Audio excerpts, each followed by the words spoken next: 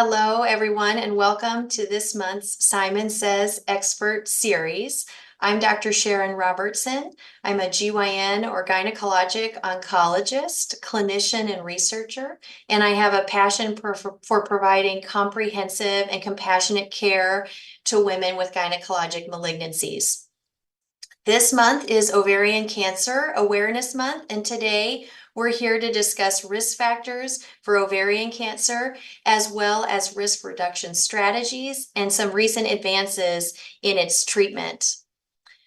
Before I introduce my colleague, I wanted to say thank you to all of those who have submitted questions in advance of our discussion, and we're going to do our best to answer some of those throughout our presentation. If you have questions as we go along, we want to make sure that we address as many as possible. Please feel free to submit your questions in the comment box below or in the chat if you're joining us on Facebook. Joining me today is my colleague, Dr. Lisa Landrum. Dr. Landrum is a gynecologic oncologist and the Mary Fendrick Holman Professor of Gynecologic Oncology at the IU School of Medicine. Her current research interest is in determining best adjuvant therapy for early stage endometrial cancers using combinations of treatment, including immunotherapies and chemotherapy, as well as radiation. And she also has strong interest in disparities in screening and as well as ensuring quality of life is considered as an important component of patients' care. Thank you, Dr. Landrum, for joining me today. Thank you to all, and thank you to all who have taken out time from your day to join us today. We'll go ahead and begin the presentation.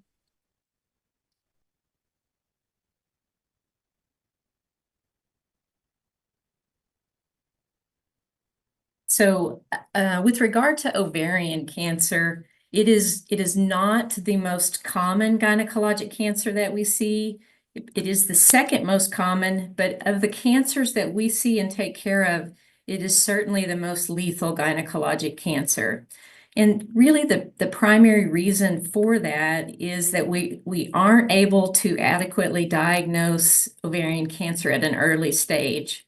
And so the vast majority of the time, patients that initially see us are already stage 3 or stage 4. And so that makes up the lion's share of patients that we see are those with advanced stage cancer. Next slide. In reviewing some cancer statistics, and this is kind of cancer new cases and deaths of both men and women in the United States.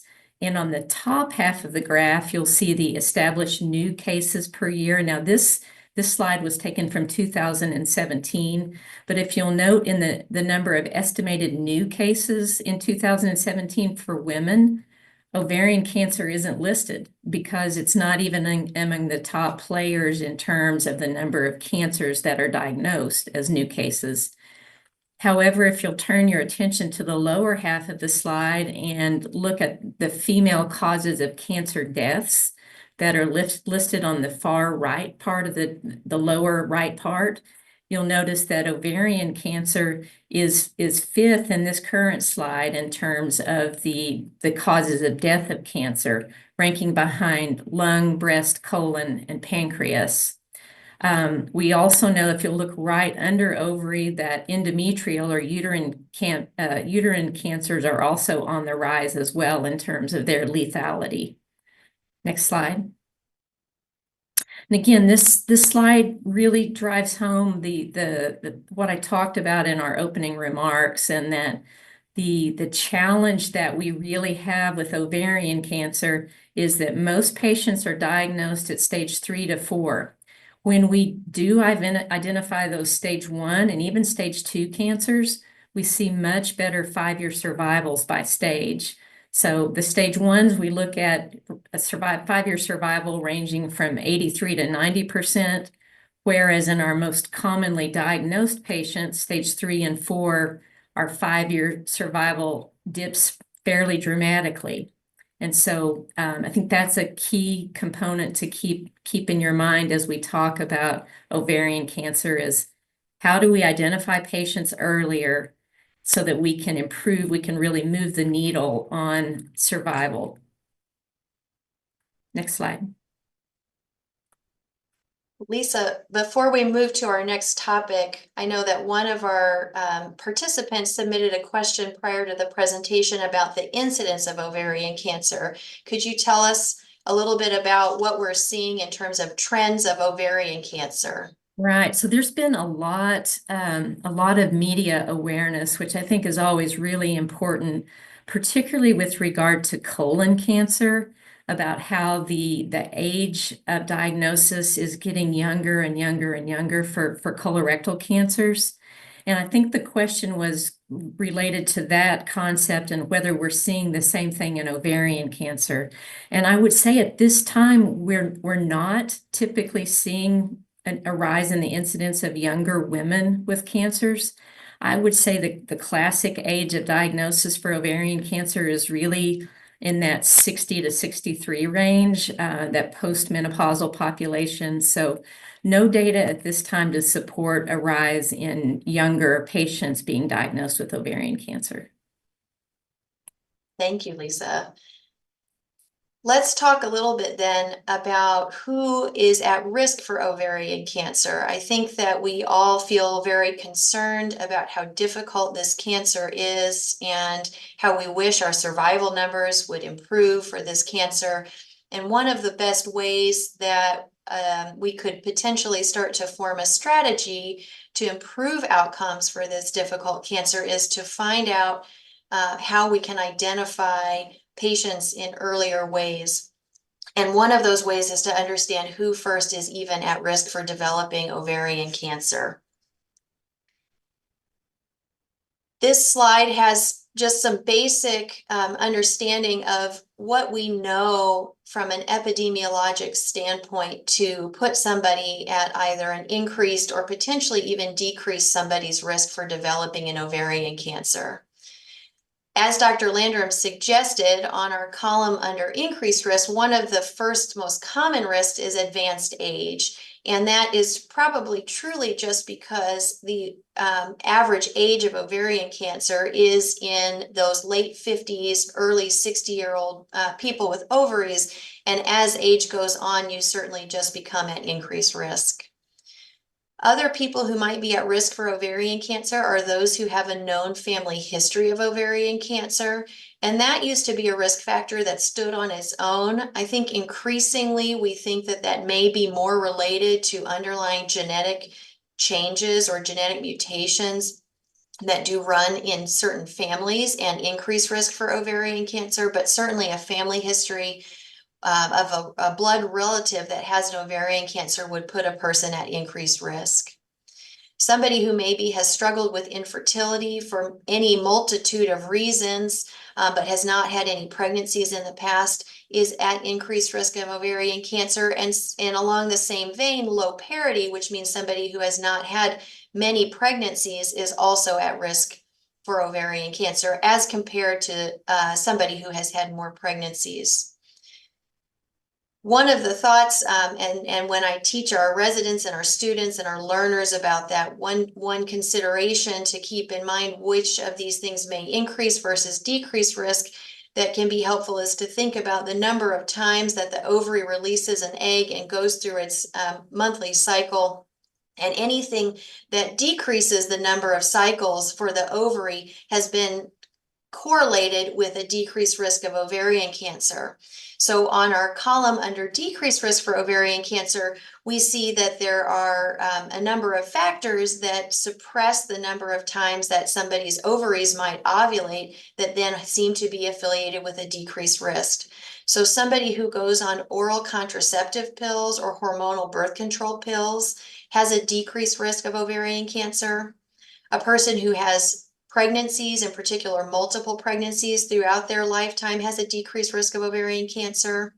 A person who has their tubes tied after pregnancy or as part of any type of contraceptive plan, or who has their tubes removed for one reason or another, would be at decreased risk for ovarian cancer. And during breastfeeding, a person's ovaries are generally not ovulating. So a person who's breastfeeding exclusively would also be at decreased risk for ovarian cancer.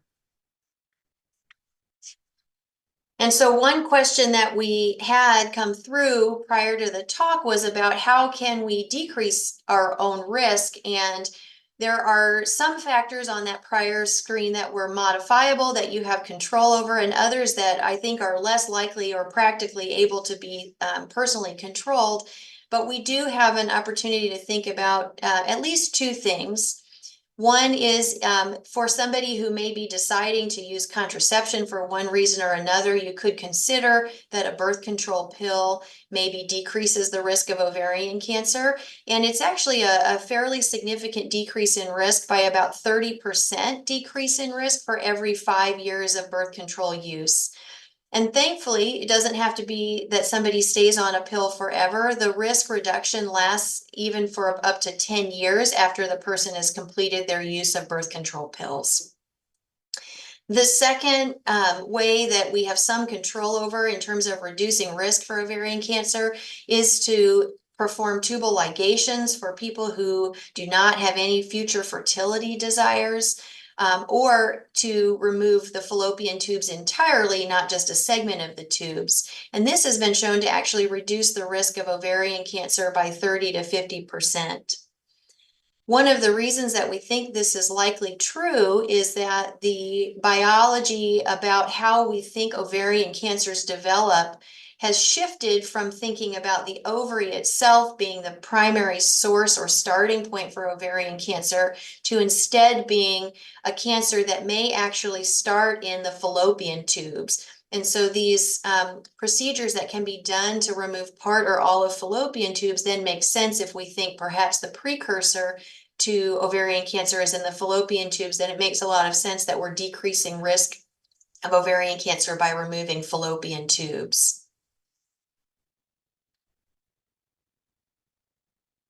We wanted to spend a little time talking about the difficulty. If we're not able to decrease risk, can we do anything to find ovarian cancers early or even at a stage prior to becoming ovarian cancer? And this graph, I think, can help us understand what some of the difficulties in developing and finding a screening test for ovarian cancer are. So I wanted to talk very briefly just about what does it mean to develop a screening test. When we think about screening tests in gynecology, I think the most common thing that we often think about are pap smears, and those are really developed as screening tests for cervical cancer. And if we jump to cervical cancer for just a minute, we can think about how is it that we can prevent that. Well, a screening test requires a test that can find a precursor to the actual disease, or signals or signs that come before somebody actually develops the disease. And cervical cancer is a perfect disease for that, because prior to a person developing cervical cancer, for instance, they have a precancerous lesion on their cervix that lasts for a number of months to years before they ever turn into a cancer. And therefore, a pap smear can find that precancerous lesion and then lead to prevention of the actual cancer. Ovarian cancer is much more difficult, and the first difficulty in developing a screening test for ovarian cancer is that, unfortunately, we aren't 100% certain about the precursor lesion for ovarian cancer. Developing science does suggest fairly strongly that it starts in the fallopian tubes and that there may be a precursor lesion called a stick lesion. However, these are microscopic findings in a region of our pelvic anatomy that are extraordinarily difficult to access. It's not something that could be seen at a microscopic level with any of our known scans that are available or ultrasounds, and it's not something that you can reach anatomically to take a sample from to test for a person. So our biggest challenge is that in that red sign that says primary prevention, before a person is known to have the ovarian cancer disease, we don't have any way to find these precursor lesions yet. The second opportunity for screening, if you will, is to try and find the cancer before it spreads and becomes a problem. And as Dr. Landrum showed us on an earlier slide, that would be potentially very beneficial because we know that our outcomes are somewhat better when we find these diseases at earlier stages. So a secondary prevention and early detection section would be to find the ovarian cancer when it's confined to the tube or the ovary before it has started to spread and change the locations where it is then found. Again, though, that's very difficult to do, but there have been some attempts made. Unfortunately, the attempts that have really tried to look at these screening tests to find ovarian cancer early have not shown promising results quite yet. So to date, there have been at least 2 very big trials that have investigated screening for ovarian cancer, and they've used really 2 types of tests. They've combined a pelvic ultrasound looking at the ovaries and the tubal area, as well as a blood test called a CA-125 blood test that can be a marker that is associated with some ovarian cancers.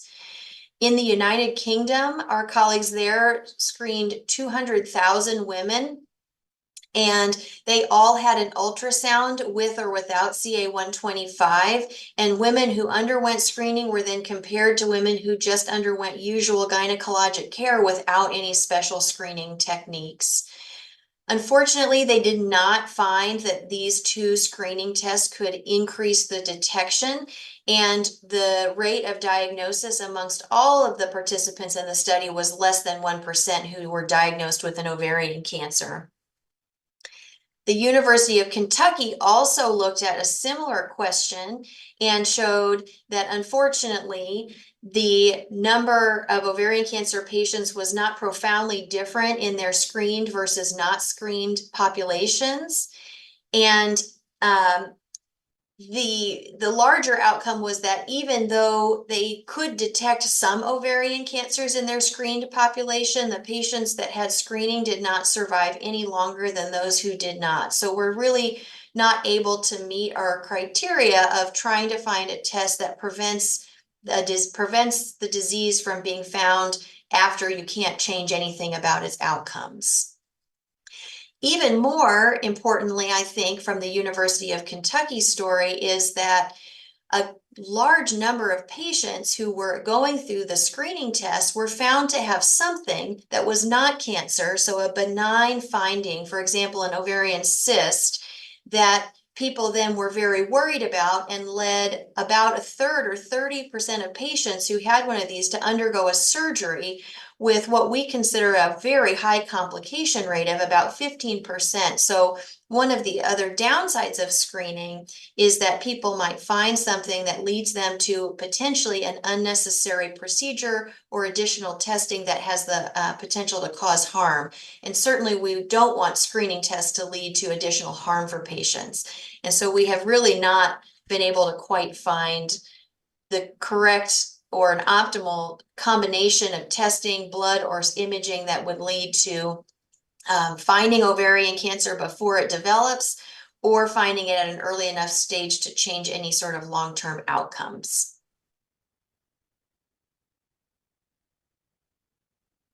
And I think that leads us to a really important thing to consider about ovarian cancer. And as clinician scientists, this is certainly one of the areas that we're focusing on, is how can we find ways to identify these ovarian cancers at earlier stages or even at precancerous lesions to try and improve early detection so we do have meaningful choice options for treatment.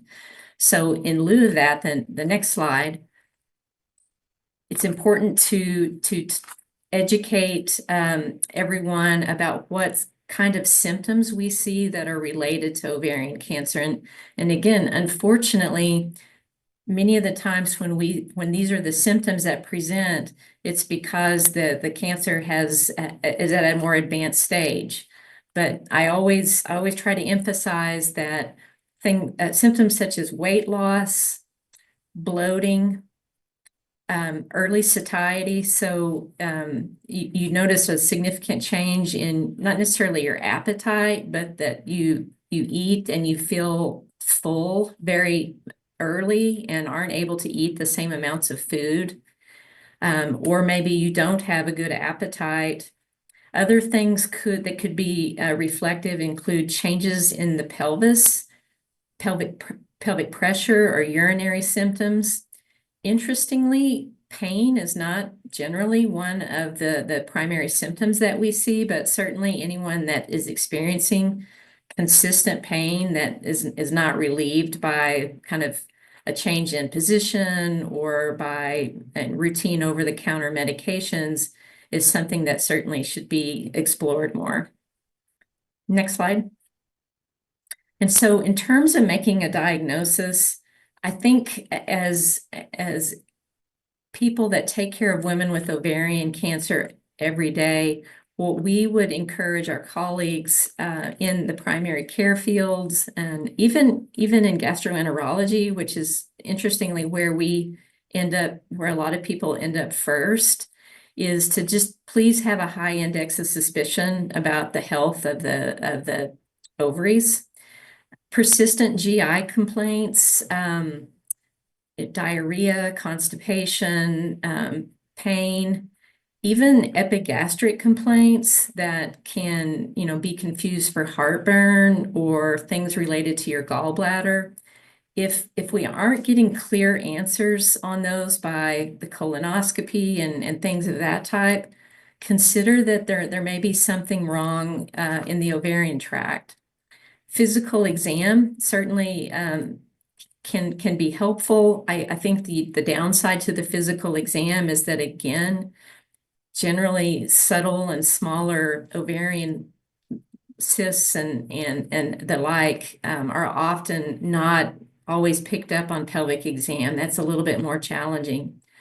Pelvic ultrasound is a really important tool, and the reason actually why I would say in some ways ultrasound is it's not more important, but it's of different importance than the CT scan, is that the pelvic ultrasound is an opportunity to get a picture of the ovary really in close proximity, and it allows us to see the internal characteristics of the ovary in a fashion that certainly PET scan doesn't provide, or even CT scan.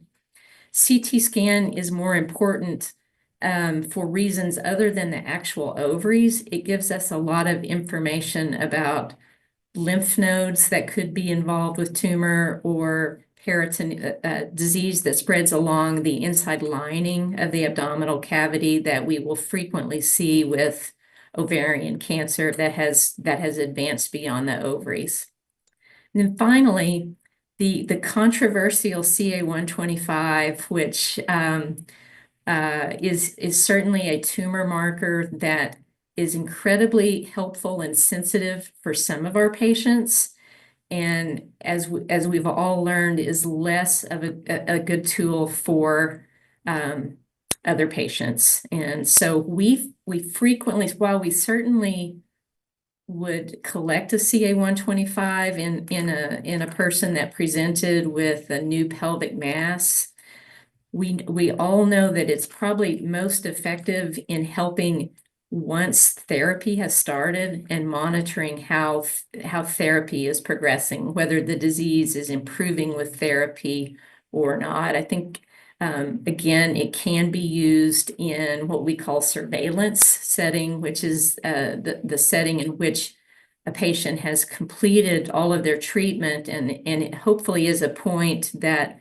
they don't have any evidence of disease, yet we still follow these patients regularly because particularly with ovarian cancer, we know the chance of it coming back is substantial. And so that is another tool that we use CA-125 as kind of a toolkit, not in and of itself, but in combination with how is the patient feeling, what is the exam like, and is CAT scan showing any changes that help guide us in the management and follow-up. Next slide. Let's move in a little bit just to talk about a general overview of ovarian cancer treatment and how we approach patients who are given this diagnosis.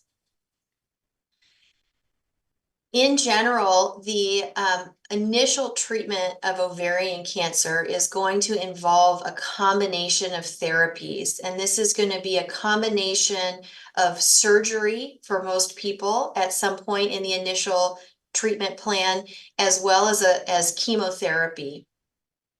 There are kind of two ways that we look at pairing that together, and both are very appropriate, and each individual patient is going to find their way onto probably one or the other of these pathways. So option number one that you can see is that a person has a surgery to remove hopefully all of the visible tumor that anybody that we could see or feel in their abdomen. And that's called a primary debulking surgery, trying to remove all of the initial cancer. And then they may follow that with chemotherapy treatments. And usually we're talking about 6 treatments or cycles of chemotherapy. The second option is that a person is not a good candidate for surgery at the beginning of their treatment. And this could be for a number of reasons. Perhaps their disease is in locations that aren't really safe or appropriate to be removed surgically, or perhaps they have other medical conditions that make them a little bit more at increased risk for problems during surgery. And for those patients, we can start with chemotherapy first. And generally, we're talking about 3 to 4 cycles or treatments of chemotherapy to try and reduce the amount of cancer that they have and potentially offer them a less intensive surgery, after which they would receive additional chemotherapy. I think that Dr. Landrum and I would both agree that if it is at all feasible, we would strongly recommend that a gynecologic oncologist be really involved in these initial treatment decisions for the patient. And that's because this decision for surgery is so important, and we want every patient with a new diagnosis of ovarian cancer to have the optimal upfront opportunity for best care.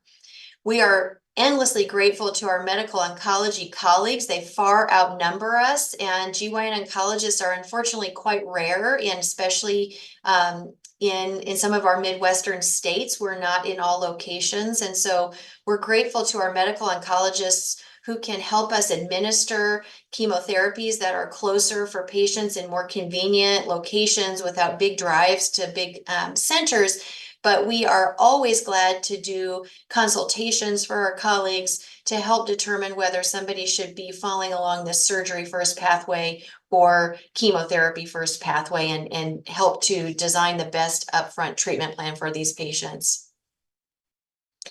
One of the reasons that we feel so strongly about that is represented in this chart. And what this chart shows is how the effect of surgery influences a person's long-term outcome from their ovarian cancer. And what it shows in the lines is the amount of tumor that is removed at the time of surgery and the long-term survival. So along the bottom of the graph, you see the numbers 12, 24, 36, 48, and that's the months of survival. And the lines, as they go down, indicate that people are not surviving past that month. And so if you look carefully at the little key that shows you the colors of the lines, patients in that blue line are patients for whom the surgery was extraordinarily successful, and at the end of surgery there was not visible or palpable, meaning that you can't feel, tumors that were left at all. And so those patients are considered to have only microscopic disease at the end of their surgery, and they do the very best of all of our patients. Patients who are left with small tumors, but still some tumor present, or big tumors that are left in the yellow and gray lines, you can see that those patients don't do as well as those with microscopic disease at the end of surgery only. And this is where the GYN oncologist plays such a crucial role, is not only helping to determine what order the surgery should be to get those best outcomes, but also to try and provide the best and most extensive aggressive surgery that can be provided to try and achieve this goal. After surgery or as a sandwich around surgery, we're using chemotherapies, and the most common chemotherapies that we use are called carboplatin and paclitaxel. The picture on the screen is the Pacific yew tree, and that's the plant from which Taxol or paclitaxel is derived. And usually these are given as a combination of therapy. Oftentimes they're given in an IV or a port once every 3 weeks for at least 6 total treatments. Now, certainly there can be alterations in this plan. There are other ways that these have been given, and your oncology team will find the kind of the best plan for you. But in general, these are the medications that we're using. And so when we reflect on ovarian cancer and how can we do better? How can we help our patients to extend overall survival for patients? We've listed a few of the strategies that we think have been effective in moving the needle. The first is enrollment and participation in clinical trials. Any of the breakthroughs that we have seen in new drugs that have been introduced that have really extended survival time for patients with ovarian cancer, those have all been developed through clinical trials. We're very fortunate at IU Health to have a number of clinical trials that are available for our ovarian cancer patients and our other gynecologic cancer patients as well. And so we encourage patients who can and who are willing to participate in clinical trials that are available. As Dr. Robertson mentioned, aggressive surgical management by trained specialists is key to improving survival. We really want to ensure that at the time we choose to do surgery, whether that is up front prior to any chemotherapy or whether we decide to give chemotherapy first, we always want the goal of surgery to be to remove as much tumor as possible. Sometimes it's beneficial for us to give chemotherapy first, and that allows us to do less morbid surgeries such as bowel resections and things of that manner, and which can be incredibly important not only for quality of life, but frankly, for an aging population, we have to be thoughtful about that. Next, genetic testing is incredibly important, and I'll speak a little more to that in the following slides, but we've learned that patients that carry certain mutations actually benefit more from different regimens of therapy. And so not only is it important for the individual patient to learn from their own personal treatment course, but it's incredibly important for family members to know if they are at risk for ovarian cancer. And finally, we've talked about appropriate chemotherapy. One of the most recent strategies that we've been looking at as physician scientists are what does maintenance therapy offer? And what maintenance therapy is the perfect maintenance therapy would be one that is an oral agent that causes little toxicity but is effective in preventing the cancer from coming back. So extending the time to recurrence. As we've both impressed upon you, recurrence of cancer is a problem with ovarian cancer. So we've given a lot of attention in the last recent decades of can finding a maintenance therapy that's of low toxicity, can that be beneficial in extending the time to recurrence or potentially even offering a curative effort. Next slide.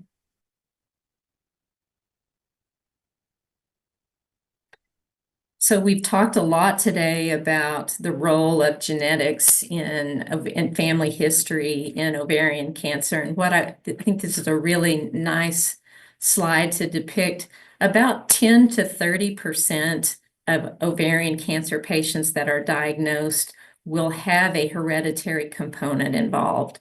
Now that may be the breast-related cancer antigens like BRCA1, BRCA2, and also genetic mutations that have overlap with breast cancer, including PALP-B2 and BRIP1. Those are certainly genes that we want to identify, again, not only because it has implications for the treatment strategy, but also because it's important for family members to be aware if they are at increased risk. Another category that does have a hereditary susceptibility to ovarian cancer are patients with Lynch syndrome, which is a familial cluster of cancers that can place patients at higher risk, primarily for colon and uterine, but also for ovarian cancer. So, who should have genetic counseling and testing? And I'm confident if there are any genetic counselors on the call today, they're going to probably be horrified by this slide because it may make them really busy. But certainly anyone who has a personal history of ovarian cancer, it's a part of our algorithm to offer them genetic counseling and frankly encourage genetic testing because, as I've said, there are treatment strategies that are beneficial for people that we identify as having certain genetic mutations. Another population are those patients who have a family member with a known genetic mutation. Now, again, that what I'm suggesting is that everyone that falls into that category should, at a minimum, be offered the opportunity for genetic counseling, and then an individual choice made whether testing is appropriate or not.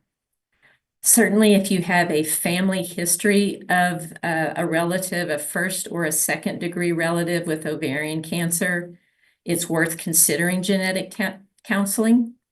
And if you have a family history only and a probability of a 5% more or greater risk for BRCA mutation, that is something to be considered. And there are listed a number of cancer risk models that are included in the parentheses that could help with that. We also know that families of Ashkenazi Jewish ancestry are a group that has been identified as being at particularly high risk. Next slide. In October of 2014, the Society of Gynecologic Oncology released a clinical practice statement that really, which is an organization that really helps define best practices for our specialty. And the statement was that women diagnosed with epithelial, ovarian, tubal, and peritoneal cancers should receive genetic counseling and be offered genetic testing, even in the absence of a family history. Next slide. And so in terms of treatment advances, I've been kind of hinting around at this and with regard to how your genetic profile is not only important for your family members, but it can also be important in managing a patient's ovarian cancer treatment regimen. And that's this family of relatively new drugs, again, developed through clinical trials called the PARP inhibitors. And these drugs have been identified as being most effective for that population of patients that do have genetic mutations. So particularly those patients who do have the BRCA1 or 2 mutations, or another class of patients that we call homologous recombination deficient. Again, these are determined through both genetic testing of blood and tumor, which is something that we work very closely with our patients as well as our precision genomics colleagues here at IU to ensure that all patients have this opportunity. This family of medications called the PARP inhibitors, as I mentioned with ideal maintenance strategies, what you'd like to do for a maintenance strategy is not give someone a medicine that confines them to the chemo infusion center. You'd like to find a medication that can be taken orally and that really has minimal toxicity. And so what we have seen in those specific genetic populations that I described is that the PARP inhibitors do provide a significant improvement in that time to recurrence after the first chemotherapy. More importantly, they also have been shown to improve long-term survival. Next slide.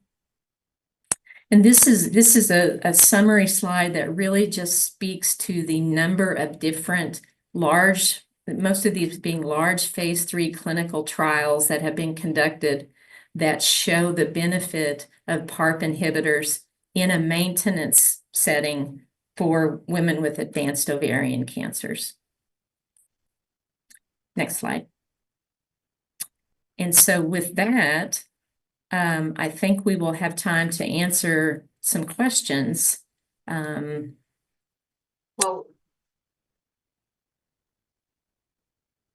I see one question in the chat about asking about the most common ways that ovarian cancer are diagnosed and earlier versus later stages. Dr. Landrum, would you like to take that one? Sure, I'll take that. Unfortunately, I think most ovarian cancers are probably diagnosed by imaging, either CT scan or ultrasound. Interestingly, we see a fair number of women that have imaging done for back pain or maybe abdominal pain. And this is then a finding that may or may not be related to the symptom that they were experiencing. But I would classically say, unfortunately, at this time, most are diagnosed by some type of imaging, perhaps in an emergency room setting, or even as ordered by a primary care physician to address a symptom. The downside of that is when they're identified this way, that typically means they're at a more advanced stage.